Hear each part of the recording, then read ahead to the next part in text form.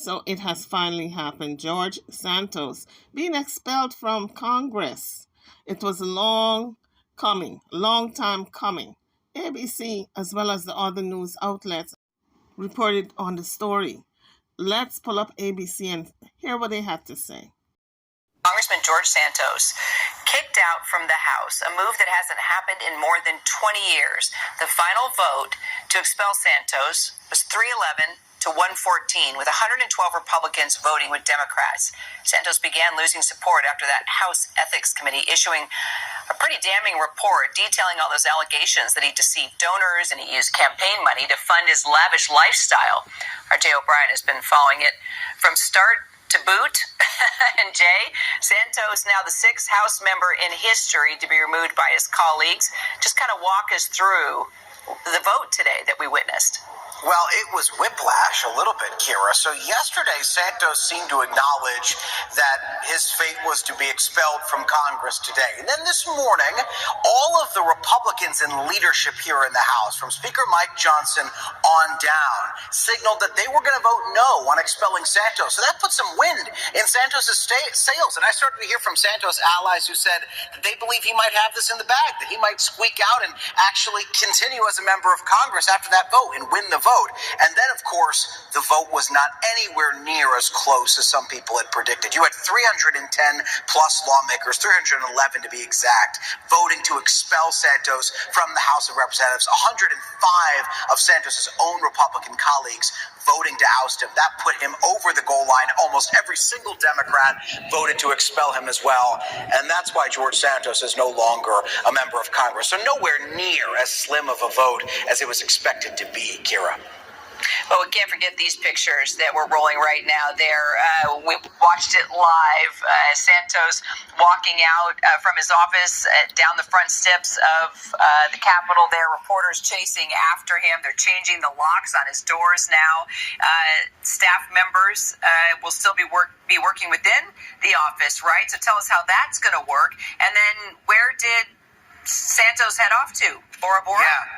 So you're looking at images there of them changing the locks on his congressional office. That happened just moments ago. Our colleague Arthur Jones is there in that hallway outside of Santos's office, bringing us the developments. They're also expected to bring down the sign that says Representative George Santos that's out front of that office any moment now this afternoon. Santos is no longer at the Capitol. He has left, according to sources. There were still staff, at least until the locks were changed there inside Santos's congressional office. His office stays open, but it's now managed by the House clerk. It can do things like provide services for constituents, but Santos's constituents in his district in Long Island, they no longer have a vote in Congress until that seat is filled. The New York governor, Kathy Hochul, has 10 days to schedule a special election, but it can be scheduled anytime within the next 3 months or so. So that seat could stay open for quite some time. And that's worth noting, Kira, because that special election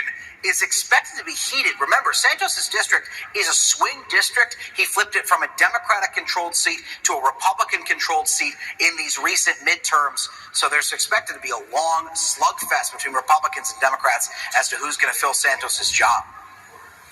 Well, a lot of lawmakers, including a lot of people around the country, talking about this moment, this historic vote. What are lawmakers telling you?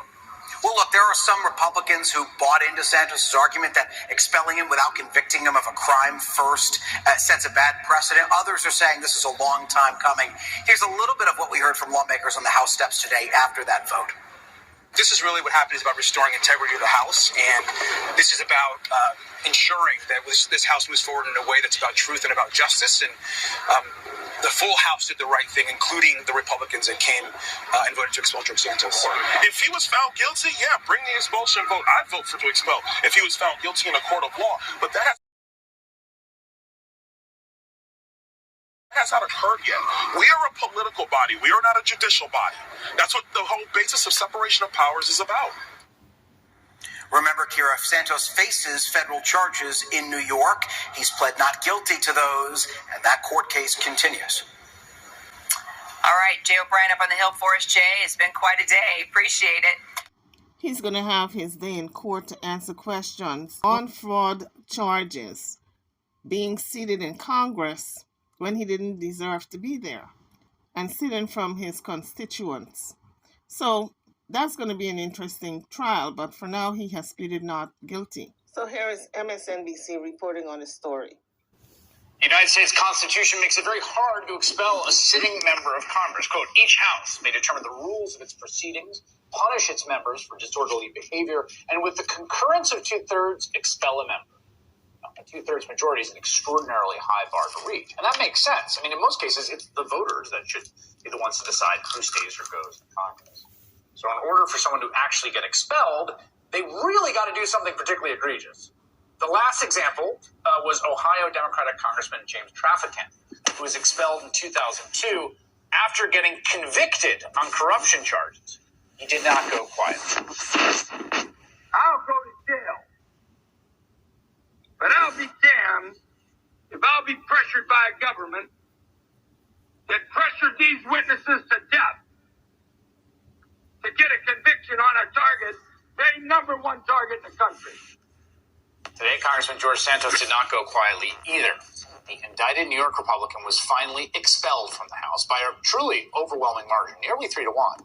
That's less than a full year after he was sworn into office. As the New York Times notes, this is, quote, the first time since the Civil War that a member has been removed without a criminal conviction.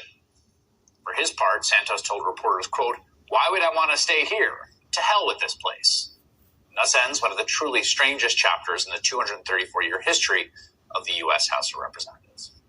Joined now by someone who's there to witness it up close and someone who's documented.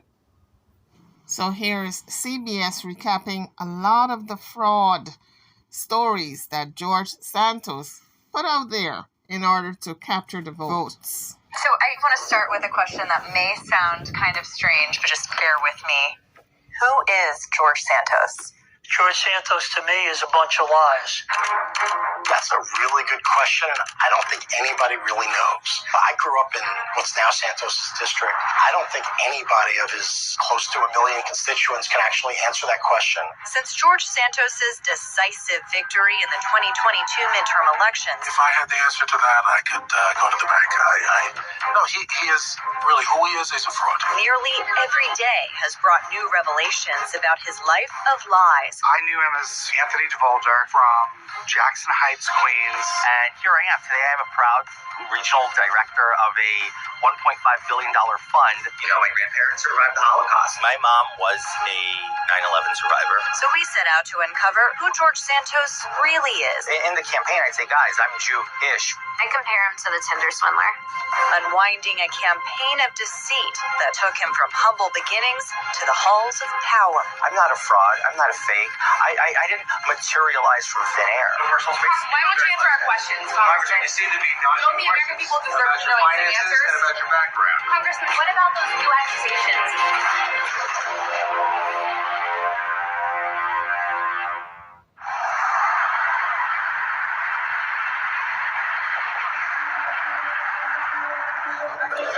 We're going to get started in about 60 seconds.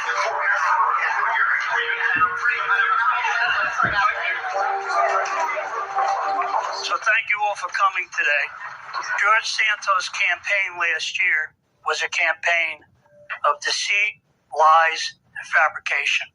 Today, on behalf of the Nassau County Republican Committee, I am calling for his immediate resignation. Ladies and These are the Republican Party bosses who hold political power in New York's 3rd Congressional District. Today, I'm calling on George Santos to immediately resign from Congress for the 3rd District. 5 days after the new Congress was sworn in down in Washington, they admitted publicly that they had been duped by the candidate they handpicked. Congratulations. He is a stain on the House of Representatives. He's a stain on the 3rd Congressional District. He should resign. Thank you. Not tomorrow, not next week, today. Thank you all. Do you feel any personal responsibility for what happened? Of course we take some responsibility, and I'm not backing away from it. We take this seriously. We try to get the best candidates. Everything just fell in place for this guy, and shame on us.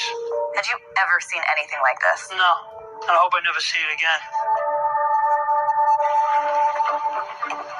Sit. Hi, how are you? Good afternoon. My name is George Santos. I'm running for United States Congress. Before George Santos became a household name, he began his political career with a failed bid for Congress during the pandemic. In a district that had gone for Democrats for 5 consecutive elections, Santos lost by more than 12 points. Back then, Santos was a fringe candidate with almost no money. Evan Stavisky has been a Democratic strategist in New York for more than 20 years. After he lost, Santos went down to Washington. Hey, Washington. And said the election was stolen from Donald Trump, which is a lie, and that the election was stolen from him, which is a lie. They did to me what they did to Donald J. Trump. They stole my election. Santos rallied the crowd before January 6th, and he partied at Mar-a-Lago on New Year's. But as the saying goes, all politics is local, and turning to the 2022 election, His family lived the American dream. But now George Santos has seen that dream become a nightmare. meant figuring out an identity that would connect with voters in New York's 3rd District. This is one of the most affluent congressional districts in America. If you've ever seen The Great Gatsby, it's set on the North Shore of Long Island. It's traditionally known as the Gold Coast of Long Island. Very affluent, old money communities in a town called Oyster Bay. That's the largest share of this district. Santos had been refining his story of Wall Street success for a long time. This is what he told CBS News in 2020. Let me tell you a quick story, and then maybe this helps, right? When I first started in my career at Citigroup, I was told, oh, you're a really smart guy. And here I am. Today I am a proud regional director of a $1.5 billion fund. The story that he always told me was that he was super successful. There's like that old saying that money talks and wealth whispers. He talked, it didn't whisper. Ryan Gerdesky runs Republican campaigns in New York. Santos asked him to run his. George said to me, I'm looking for a campaign manager. Would you want to be it? And I said, George, thank you, but I'll think about it. When I say I'm thinking about it, it's a no. I could have been a lot deeper than I am usually. On this financial disclosure form for his campaign, Santos said he was worth as much as $11 million. Gerdesky says Santos told him he was worth 10 times that. He would say that he was worth $100 million. That was his net worth. He said, I made $100 million when I was 30. Woman I know very well. He went shopping with her to the Americana Mall in Manhasset, talking about how wealthy he was and how he was a preferred buyer at Hermes. Grant Lally knows the wealthy Republican circle Santos was trying to win over as well as anyone. He ran for Congress there as a Republican back in 2014 and lost. I know he gushed on that trip over Ferragamo shoes and bragged to her that she couldn't really afford Ferragamo shoes, but they were wonderful and that he always used them. One of the most prestigious private high schools in New York City is the Horace Mann School in the Bronx. Santos claimed it on his campaign website as his alma mater. On his resume, he said he went to the city's public business school, Baruch College, on a volleyball scholarship, where he said he won the championship. I'm many things before anybody brings in my sexual orientation to the table. Not that I'm ashamed of it. I'm openly gay. I'm married. I mean, it's not a secret, right? Like we all do our Wine Wednesday. Whatever. Santos spoke frequently and proudly of being an openly gay Republican candidate. It's about the American dream. A lot of people wanted an openly gay Republican, as a lot of people wanted to say, like, look, we've moved past the Bush years. Then George would be a great representation for that. It's an honor to live in such a diverse part of the country. On the campaign trail, Santos said he was Jewish, like many of the voters in his district. My grandparents survived the Holocaust. The stories resonated. The money came pouring in. For 2022, Santos raised more than $3 million, 8 times what he raised during his first campaign. Donations came in from more than 40 states. Then, the rules of the game changed. It was 6 months before Election Day. Santos was running unopposed in the GOP primary when he caught the luckiest break in politics. Major changes to New York State politics as a court-appointed expert has released a draft of new congressional maps for New York State. I call this a reverse bait and switch. He's already on the ballot, and a brand new district is drawn that goes from being a non-competitive Democratic district to a leans Republican district. So in other words, he was a shoe-in. He had to win. But he's already the nominee. George Santos, let's go. Running for Congress in this district. to stop. Santos tapped the GOP playbook. We have criminals running the state of New York. I want Biden gone.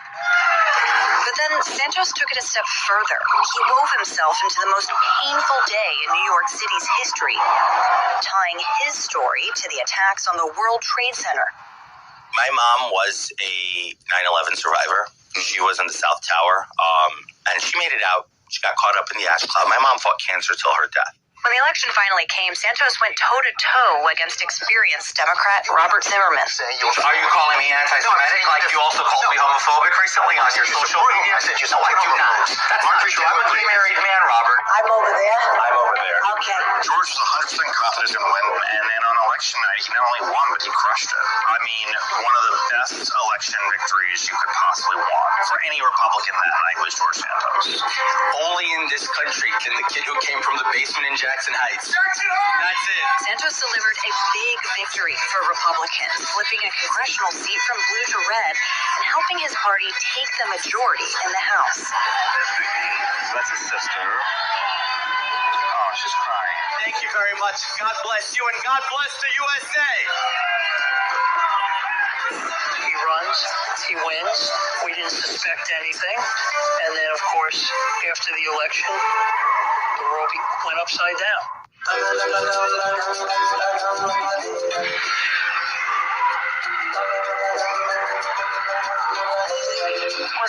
Eles moravam aqui, que me parece uma residência dividida com 4 famílias. Santos' parents were Brazilian, and while the coastal town of Niterói, Brazil, is a world away from New York's 3rd Congressional District, it's where Adriana Parisi says George Santos stayed as a young adult while his mother struggled with a gambling problem. She knew him by his middle name, Anthony. Mas em relação a Anthony é capaz de qualquer coisa para ter poder. Santos denies what Parisi told us, that he stole jewelry from her. She never reported him to the police, but store clerk Carlos Bruno Simoes did. Comprou calças, camisas, vários itens e também um par de tênis que, segundo ele, era para presentear um namorado. Que na época era muita grana, era muito dinheiro. The boutique where Simoes worked has since shut down, but Brazilian court documents show that in 2010, Santos admitted to forging stolen checks. Simoes never got the $1,300 he was owed, and prosecutors seemingly lost track of Santos when he disappeared from the country. Congressman, do you have a response to New York? We're still calling for you to step down. Since the 34-year-old's congressional win, many of the stories Santos told on the campaign trail have been exposed as outright lies. You have more Republicans from New York who are still asking you to step down. George Anthony DeVolder Santos never worked at Citigroup. He was not worth $100 million when he was 30. We don't know for sure, but he probably wasn't a preferred buyer at Hermes. He didn't attend the Horace Mann School. His mother wasn't in the World Trade Center on 9/11. He wasn't the descendant of Holocaust survivors. He never went to Baruch College. And George Santos never won a volleyball championship. Really, who he is, he's a fraud. Grant Lally runs the North Shore Leader, the newspaper that, during Santos' campaign, published what was otherwise discussed only in whispers in Republican circles. He began to be known as George Santos among those who paid attention. George Santos. Correct. My old campaign manager called me up out of the blue in the middle of this campaign, and he said, Grant, what is this? This is not a campaign. This is a beach party. On hotels in Florida alone, Santos' campaign spent more than $11,000, part of the more than $3 million his campaign spent during his run. We knew from his 2020 filings he didn't have any money at all. And then all of a sudden in 2022, he claims to have come into a lot of money. Yeah, I mean, that was really the moment that really hit us. That there's really something wrong here was when his campaign finance filings claimed that he made a $700,000 loan to his campaign. Prosecutors at the federal, state, and local level are now investigating. The watchdog group filed this complaint with the Federal Election Commission questioning Santos' expenses and the source of the funds he loaned his campaign. Around the time he loaned that money, Santos was doing this. Currently, from City Capital, I manage a $1.5 billion fund, right? And I know how to manage it well. Harbor City Capital. Before it was alleged to be a classic Ponzi scheme and shut down by the Securities and Exchange Commission, George Santos was the regional director in New York. He has said he wasn't aware of any wrongdoing. After the federal prosecutors shut down Harbor City Capital, Santos formed new companies together with Nancy Marks down in Florida. Nancy Marks. Who is she? She was Santos' campaign treasurer. She filed all of his reports, which means she should have known whether they were true or false when she filed them as the treasurer, and she had that legal responsibility. Hi, Nancy. We reached out to Nancy Marks several times and never heard back. So we showed up at a meeting for a Long Island library where she serves as a board member. When we arrived, her seat was empty. So we knocked on the door where she runs her business. The lights were on inside, the political posters hung in the windows, but nobody came to the door. George Santos didn't lie only while running for Congress. We crisscrossed New York City and Long Island, digging into his past, and found a trail of bitterness. Women and men once close to Santos who say they've been burned by his falsehoods and betrayals. It's crazy to me now thinking back because, he's had these characteristics from so young.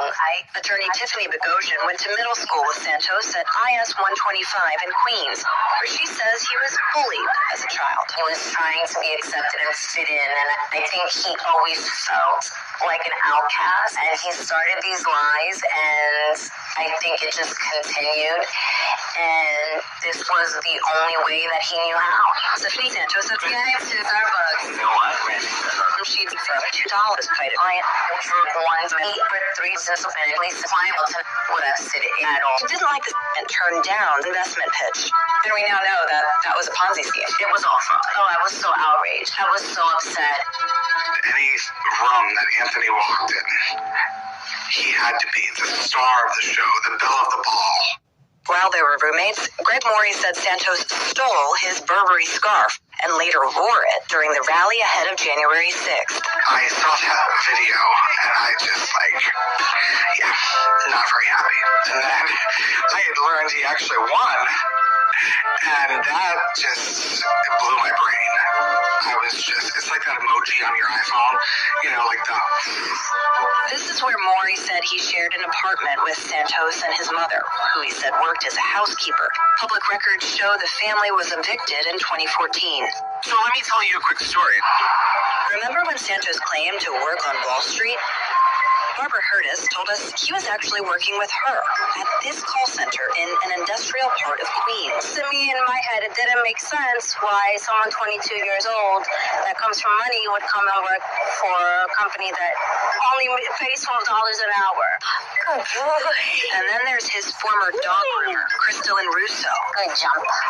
They compare him to the Tinder swindler. I think he's a scam artist, basically. Who alleges Santos was running a sham pet charity, pocketing money meant for dogs in need. I want people to know that he is a liar, that he's not to be trusted, especially not, as a representative of our Congress, and definitely not anyone that had genuine care for animals. That was CBS reporting on that story. They shed a lot of light on the level of scamming that George Santos did. He has ruined his political career as well as his private endeavors. I don't think anyone is going to invest with him anytime soon. He always seems to have a scheme, a Ponzi scheme going on. But it's going to catch up with him if he keeps on that trajectory, because the jail and the penitentiary are waiting for him. In any event, he still got the federal indictment, the federal case coming up. He still have not been tried for fraud and deceiving his constituents. So that case is coming up. Guys, drop your comments. I'd love to know what you think about this case, about George Santos being ousted from the U.S. Congress. Clearly, George Santos was very stubborn.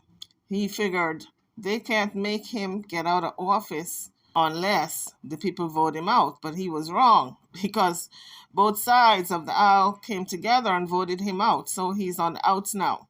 I don't think he can ever run for office again. He's disgraced. Let's face it. He's a disgraced Congress person, ex-Congressperson, with all the lying that he did to get the seat. There's no coming back from that. How do you say that your mom was in 9/11 in the tower? How do you say you're Jewish? How do you, so many lies. I could not, it just reminds me of 6 degrees of separation. A lot of lies. Clearly he needs a psychiatrist. He probably have a mental break somewhere that he cannot get a grips of reality. He's got to put on this persona of being somebody he's not and taking on all these identities. Anyway, guys, drop your comments. I'm over and out. I'll see you all in the next one. Thank you for watching.